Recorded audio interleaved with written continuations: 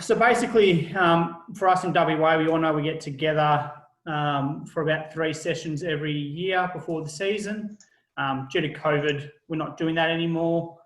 So I thought this was a chance to go over those topics as we would have done, but give a chance for those that can't attend to at least view it anyway. So for this one, I just wanted to touch on the rule changes that are coming in place for this year and how they're practically going to affect us. A lot of them are administration changes, so they don't really affect us too much. But as I said, the big one is blindside block. So I do have some videos for that, which we'll have a look at. I apologise if there's lag. I tested out my Zoom earlier today and my screen sharing for videos could be a bit laggy. All right. So what I'll do, I will open up the rule changes. I emailed everyone the rule changes and we'll just quickly touch upon it. And then we'll get to the fun bits, which is the blindside block. There we go. So I'll just share that now. All right, so we can see that some of these don't apply to us. The pylon, we're lucky to have pylons anyway, and we're lucky if they even stand up. So we don't need to worry about that one too much. Have a read though, I sent you all the PDFs. The big one is the blindside block. As we can see, we'll probably spend 15-20 minutes going over that one. So we'll put a pin in that one for now. The tackle box. So people may not even know this, but the tackle box used to be centered by the ball. They've brought it back in now just to be centered on the middle lineman. Practical wise, that's not going to change anything we do. The players thought it was always a lineman anyway, so that won't affect anything that we change. Extra periods we don't worry about. We don't have extra periods. The next one that we will worry about is number 6, which relates to the running clock. So previously when the score went 35 or over, the clock would start on the next free kick, if it was a kick. We used to start on the kick, now it's just on the ready to get the clock going. Again, that's really only a difference of 10 to 15 seconds, but it's something that we need to do and learn to do right. So if we know these rules, it makes us become more effective. The wedge, we don't see too many wedges these days, but now it's 2 or more players. So that's particularly the deeps on our 6-man. We'll be looking for that. And the old college fair catch is now being adopted. So if a kickoff is fair caught, let's say the 10-yard line, we still bring it back out to the 20, I think. We don't give them the 10 anymore. College has had that for quite a few years. Again, blindside block, we'll touch upon that later. And knee braces, we're not really stringent on that anyway.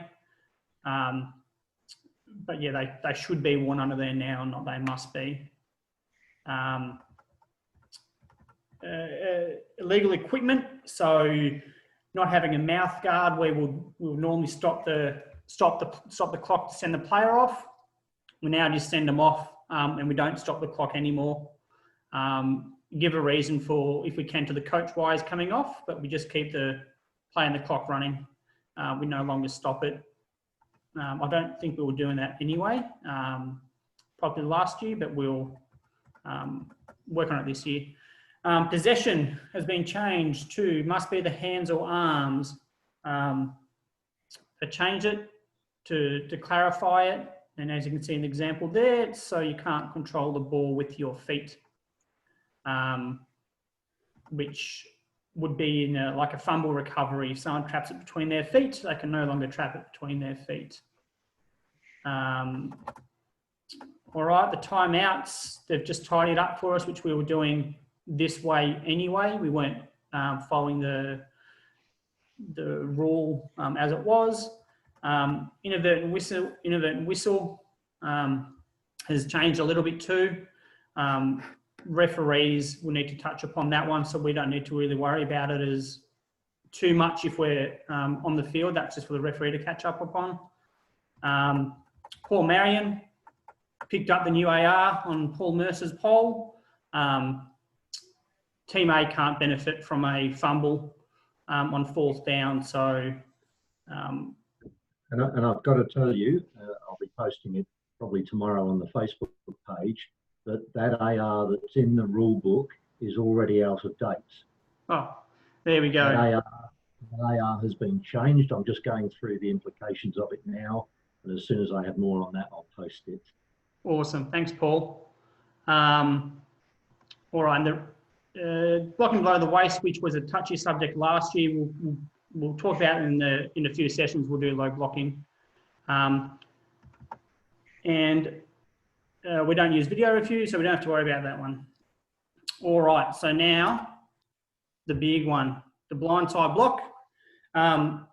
Here in WA, we know this rule quite well. We started to look for it more last year. The obvious ones we were calling as unnecessary roughness when they were obviously out of the play. So we've done well to start the implementation of this rule.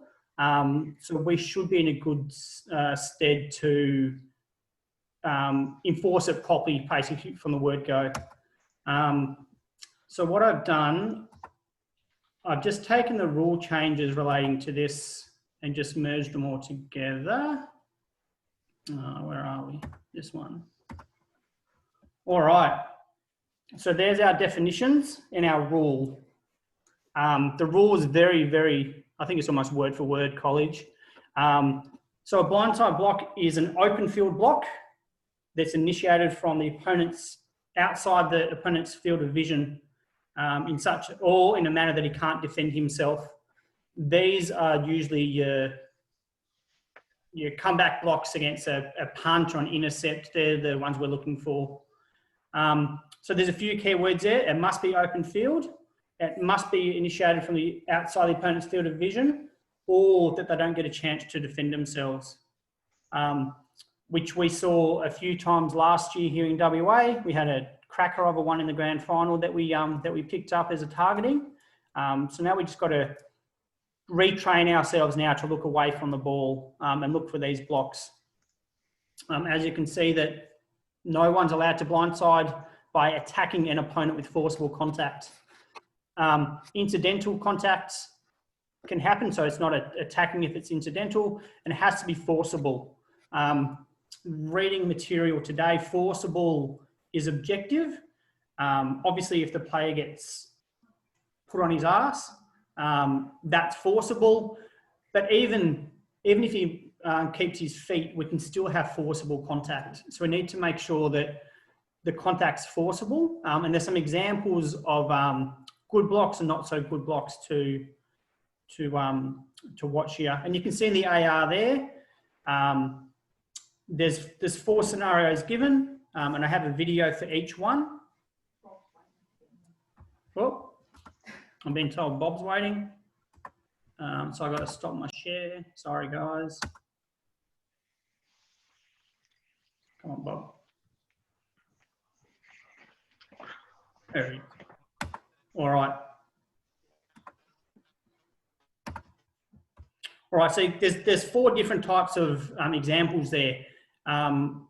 A blindside with extended hands, a blindside with the screen type, blindside with forcible contact to the chest, and forcible contact to the head. So I have some videos that cover all those. I have stolen them from, the CFO from YouTube. Oh, borrowed, Anthony, borrowed. Borrowed, sorry, that I borrowed. So there is volume here. As I said, it may be laggy, but the commentary will explain to you what we're looking for. And this is, there we go. On this first play, this is a return of a kick and you can see that there's a couple of blindside blocks at about the 35-yard line on this kick return. You get a couple of looks at these, and in each case, there's forcible contact, the player's in an attack mode, and he hits the opponent from the blind side.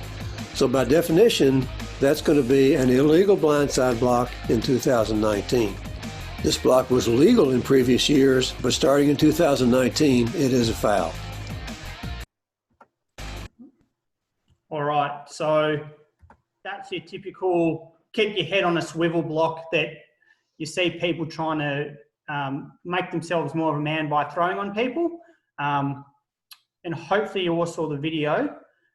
So those blocks are now illegal. That's your typical textbook blindside block, which was legal and now it's not.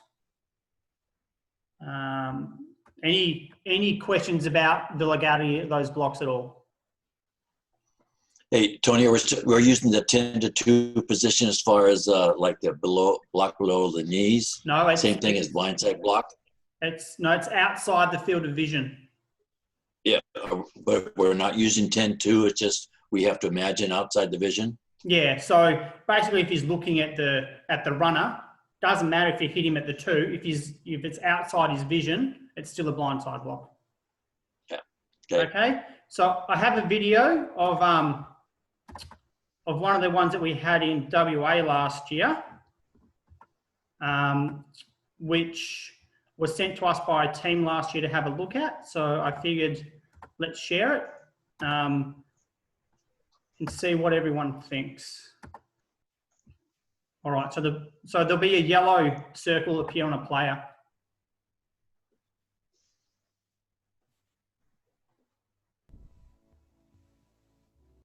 Watch him. Bang.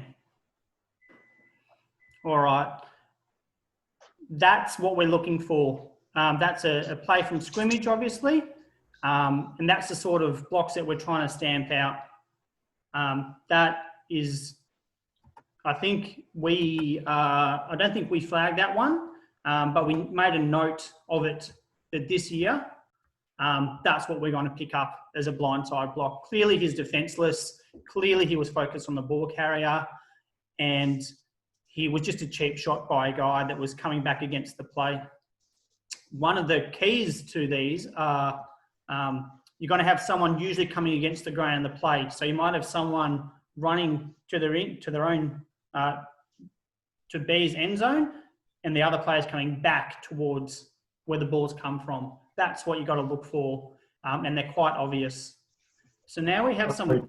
Tony, on that play, can I ask a question? Yes. So was the block we were looking at the one where the players were circled, or the block near the sideline at the end of the play? Just where the circle was. Okay. Sorry, so, I was looking at the one at the end of the play, because the end of the play definitely looks like a blindside block. No, I think the circle just highlights the person to watch, doesn't it? Yeah, Yes. that's to watch. Yeah. Yes. Okay, so watch the guy in the circle. Yeah, Yeah, and so it is the block contact one right by near the sideline. Yes. Right at the end. Yes. Yeah, it's no, Okay, yeah. near the sideline. Yep. Yep.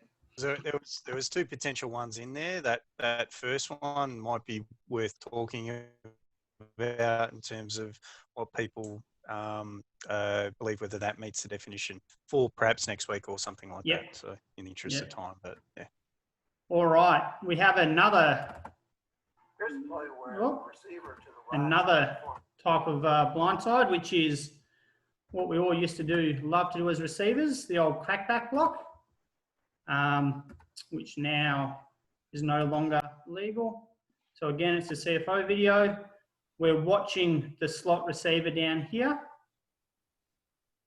Here's a play where the receiver to the wide side of the formation gets a running start and comes across and blocks from the side against the linebacker. This is an illegal blindside block. It is open field in the sense that he's had a chance to get a running start, and he does attack with forcible contact from the blind side. So this would be a foul under the new rule for an illegal blindside block. Right. Previous years, as long as it was high, not low, they were fine. We saw those most games. Now it's something for the wings to focus on. And the key there is forcible. I'll show some examples now of correct ways in which. Can I just ask Tony? Yeah. Tony, just before you go on to that. Okay, so they're saying that that's open field because the receiver's had a chance to get a running start. Yes. Okay, he's taken 4 steps and then hit the player. Mm-hmm. At what point does it become open field? Like if you've got a wing back that's 2 yards outside. Yep. So I would read it, and for in WA, I'll probably say anything that starts outside the tackle box. So you can still have your traps and your pulling guards to block, but anything that starts outside the tackle box, I would class as open field. Okay. Yeah. All right. Now let's see some good blocks, which the college has a few good examples. I show you this long pass run play to illustrate a point about the blindside block. Remember, we have a new rule that a blindside block is illegal if it is delivered in an attack mode with forcible contact. And notice on this play, a teammate of the player who catches the pass and runs in for a touchdown, number 8, he has an opportunity to blow up the defensive player with a blindside block. But all he does is screen him. He's very effective in preventing him from making the tackle, but he doesn't make any contact. This guy does a great job in effectively preventing the man from making a tackle and not making any contact with him at all. He has an opportunity to There we go. Blocking him by not blocking him. And as coaches, that's something that they can be shown to teach their players. You can just be there and not do anything. There's another one, which is a cracker of a example of how you can, this is called a screen block or a shield block. an example of a legal blindside block. In fact, there's 2 blindside blocks by the same player. And notice all he does is basically screen the opponents or make them break stride. He doesn't make much contact at all.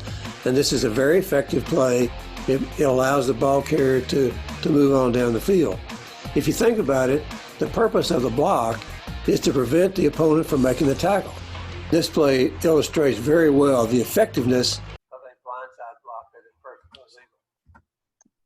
So yes, blindside blocks, but they're the correct way to do them now. You don't need to use contact. The NFL introduced it last year. You saw a lot of those, arms up type of blocks in the NFL because they're looking after each other.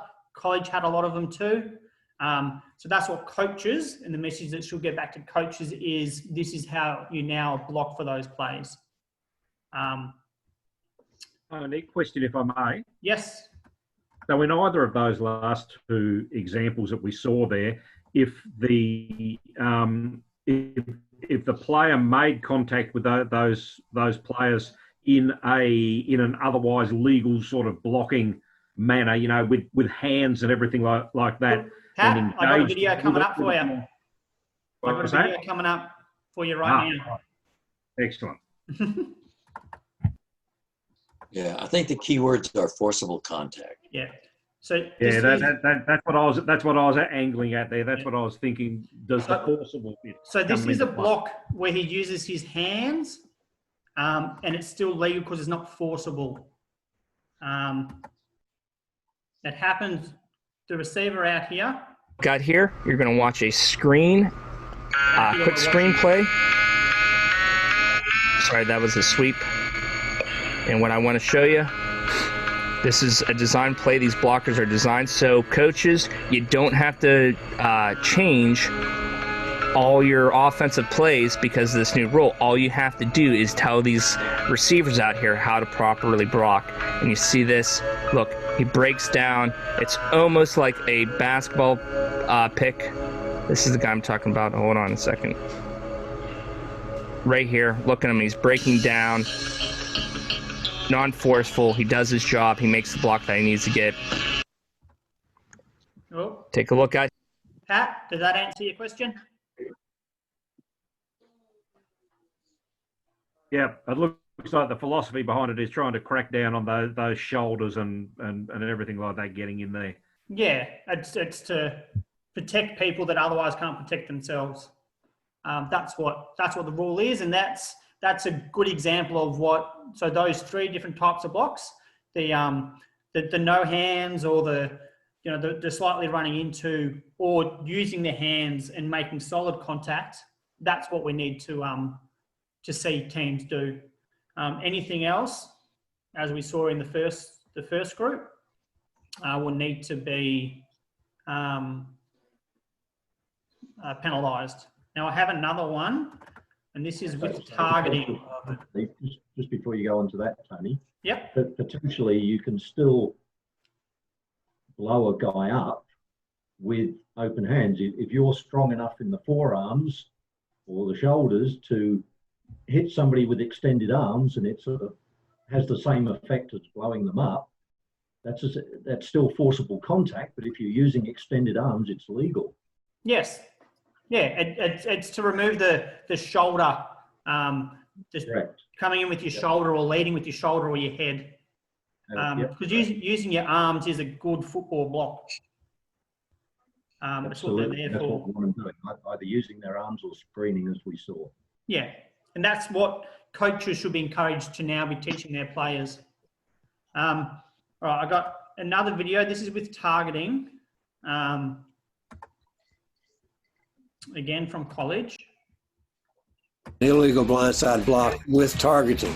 A player who receives a blindside block is by definition a defenseless player, which means that you possibly could have a targeting foul, and that's what we're going to see in this play. You're going to see number 1 in the blue jerseys come across and strike an opponent by launching and driving his headgear from the blind side into the headgear, the head and neck area of the opponent. So this is a blindside block with targeting, and this player would be disqualified from the game. Now, this play was confirmed by instant replay, and the player was disqualified from the game. Right, so the difference with that is, so when we announce it, you would call that personal foul, blindside block with targeting, because if for whatever reason the targeting gets overturned, either by video, you still have your 15-yard penalty. So that's just more of an administration arrangement. Or if it goes to judiciary, they can revoke the targeting, but you still have the foul or the penalty there for the blindside block.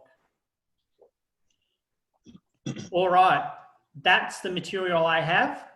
Open for a 5-minute discussion or questions.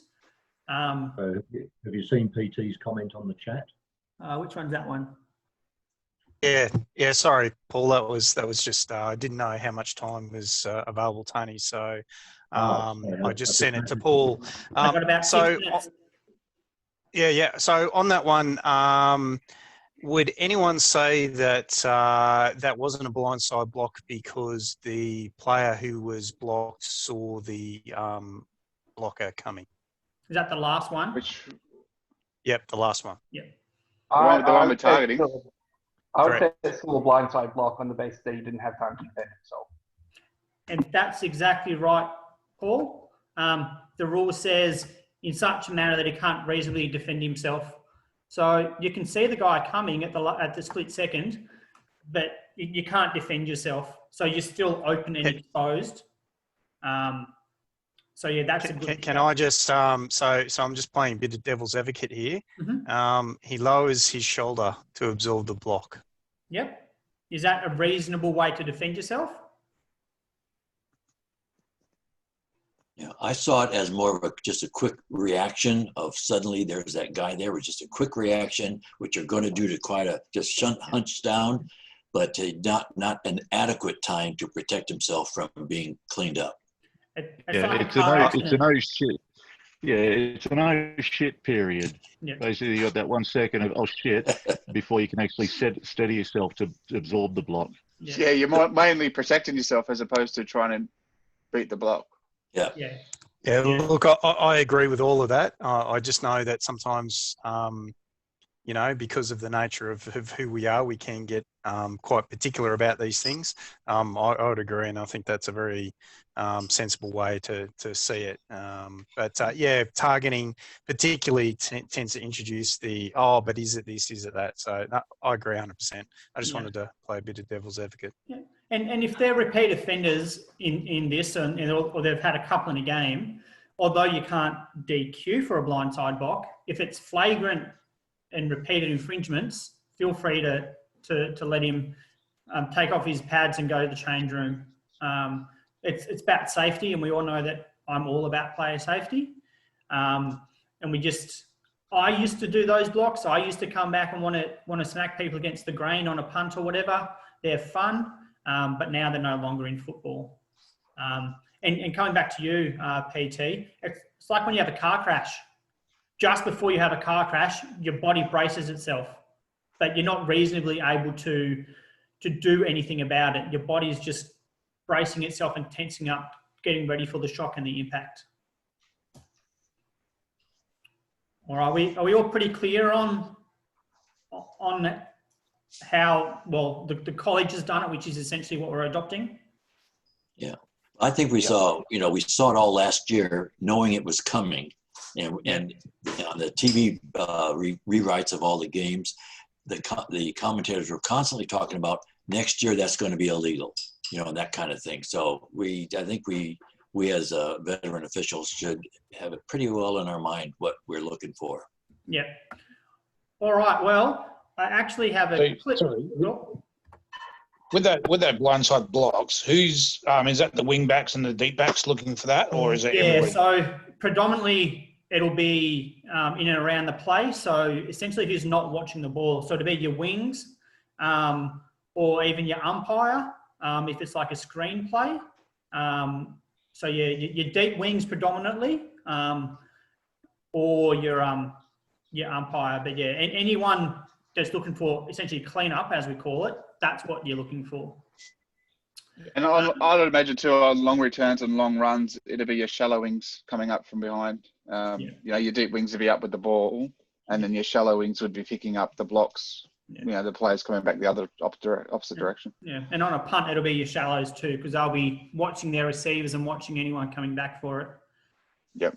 Now, I have a video. Just knowing. Oh, sorry, Rob. From our good friends in South Australia on Friday night. So there's about where my mouse is on the screen, there'll be a block on a punt. It'll be a white player on a red player. Gets his way, almost blocked, but under it this time. How close?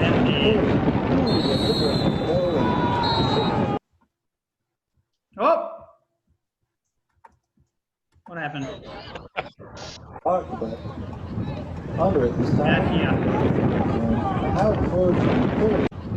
Under it this time. How close? What do you reckon? You could even call that the old style unnecessary roughness, completely away from the play anyway. You could start off with that. 100% unnecessary roughness. But also a clear blindside block. The guy had no opportunity to defend himself. He wasn't braced. He wasn't expecting it. The guy came from close enough to nearly behind him. Exactly.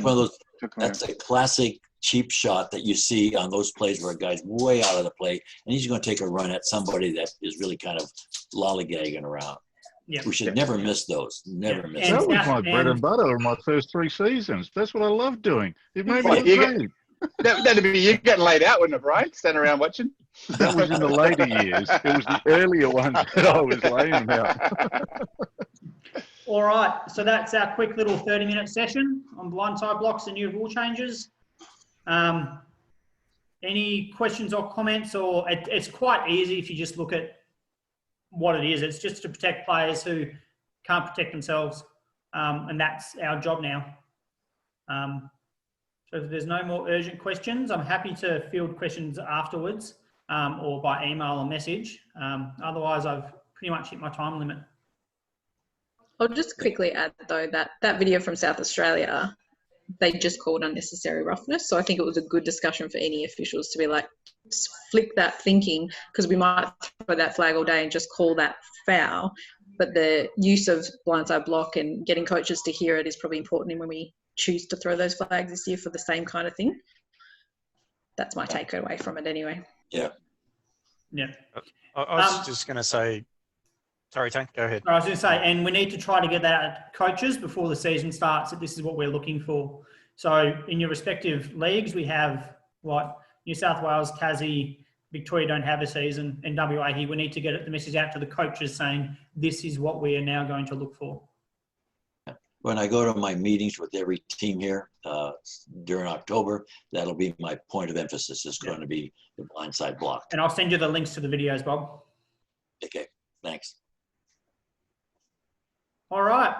Well, if that's nothing else, we'll just call it a wrap. Could I just raise one thing really quickly? Sure.